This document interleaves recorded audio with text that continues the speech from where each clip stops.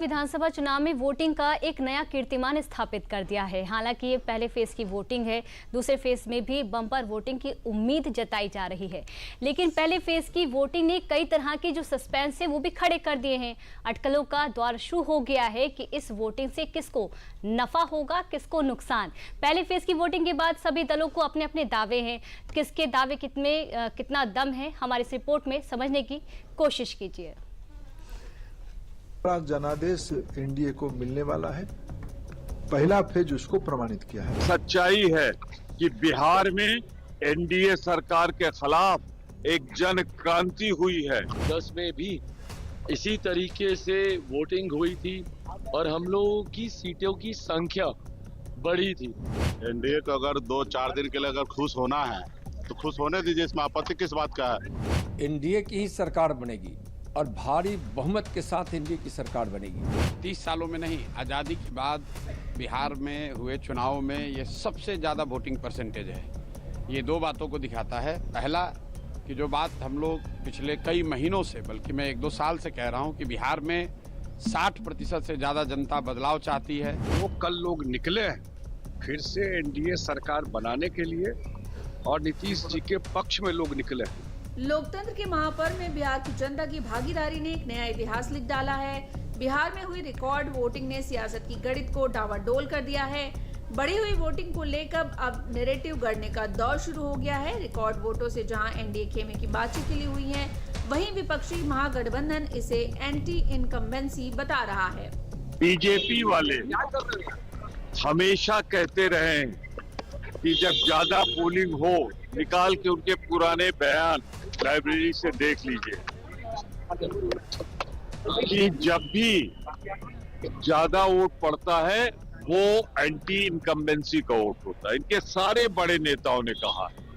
तो आज पलट क्यों रहे हैं? शेष नया बिहार बनाने के लिए, 21वीं सदी की विकसित बिहार बनाने के लिए, महिला आधारित बिहार बनाने के लिए, महिला सशक्तिकरण आधारित, वंचित सशक्तिकरण आधारित, पिछड़ा सशक्तिकरण आधारित बिहार बनाने के लिए बहुत बड़ा जनादेश एनडीए को मिलने वाला है। पहला फेज उसको प्रमाणित किया है। हाई टर्नआउट, विशेष करके युवाओं की और महिलाओं की वोट टर्नआउट, ये नई आकांक्षा को पूर्ति करने का ये टर्नआउट है। दरअसल माना जाता है कि वोट परसेंटेज का बढ़ना मौजूदा सरकार के लिए घातक होता है। इसे सरकार के खिलाफ एंटी इनकम्बेंसी माना जाता है। लेकिन बिहार में ये नैरेटिव और पैटर्न दोनों बदल जाता है। बिहार में भले इस बार रिकॉर्ड तोड़ वोटिंग हुई है, लेकिन एक्सपर्ट ये भी मान रहे हैं कि नीतीश और मजबूत होकर सत्ता में आ सकते हैं। इतिहास का सबब तो यही कहता है। बिहार में साल 2005 के चुनाव में 46.5% के करीब वोट पड़े थे। तब नीतीश कुमार की अगुवाई में जेडीयू बीजेपी की सरकार बनी थी। साल 2010 के विधानसभा चुनाव में बिहार की जनता ने बम्पर वोट डाले, तब भी नीतीश कुमार की अगुवाई में जेडीयू बीजेपी की सरकार दोहराई गई। साल 2015 के विधानसभा चुनाव में भी वोट प्रतिशत बढ़ा। हालांकि तब नीतीश ने बीजेपी के साथ गठबंधन तोड़ के आरजेडी के साथ चुनाव लड़ा था। सीएम तब भी नीतीश ही बने थे। साल 2020 में फिर से नीतीश बीजेपी के साथ ही चुनाव लड़े और वोट प्रतिशत बढ़ने के बाद भी जेडीयू बीजेपी ने ही सरकार बनाई।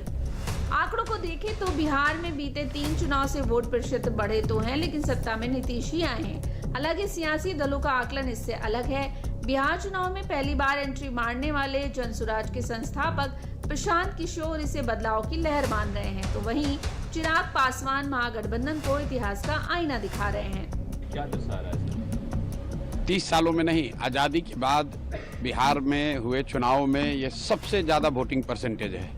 ये दो बातों को दिखाता है। पहला कि जो बात हम लोग पिछले कई महीनों से, बल्कि मैं 1-2 साल से कह रहा हूँ कि बिहार में 60% से ज्यादा जनता बदलाव चाहती है। जो ये दावे कर रहे हैं उनको एक बार के लिए मैं 2010 भी याद दिलाना चाहता हूँ। 2005 में एनडीए की सरकार बनने के बाद जिस तरीके से 2010 में भी इसी तरीके से वोटिंग हुई थी और हम लोगों की सीटों की संख्या बढ़ी थी।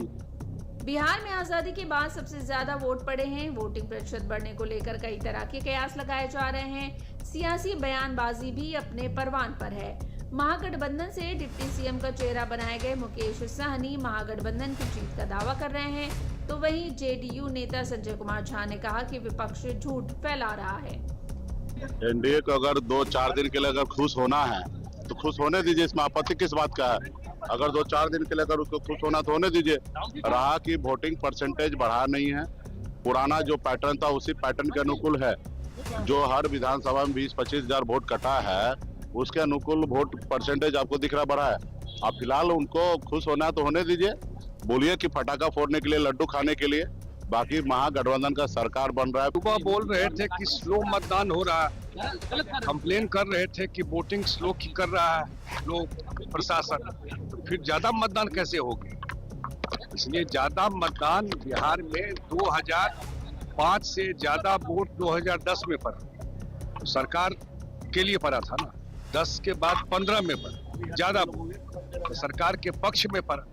और जो कल लोग निकले हैं फिर से एनडीए सरकार बनाने के लिए और नीतीश जी के पक्ष में लोग निकले हैं। दरअसल बीते 20 सालों से महिलाएं बिहार की सियासत में नीतीश के लिए गेम चेंजर साबित हुई हैं। ऐसे में कहा जा रहा है कि इस बार भी महिलाओं ने नीतीश को बढ़ चढ़कर वोट किया है। एक धड़ा ये भी मान रहा है कि SIR की वजह से वोट प्रतिशत बढ़ा है। कुछ लोग जनसुराज की एंट्री को भी वजह मान रहे हैं, तो कुछ लोग झटके ठीक बाद हुई वोटिंग को। हालांकि सच क्या है कि जानने के लिए तो 14 नवंबर तक का इंतजार करना होगा। चलिए